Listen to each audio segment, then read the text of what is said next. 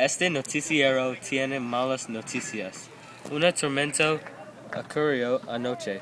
Era un bonito día cuando de repente comenzó a llover.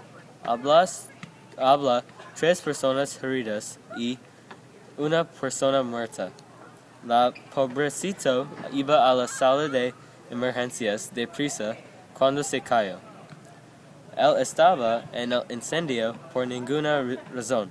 Su tobillo, la rodilla, la muñeca, el hombro, la espalda, el cuello y el codo estaban rotas a causa de este accidente.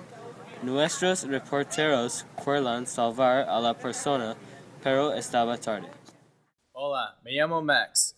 Yo vi en la mañana cuando Thor venía. Él me salvó.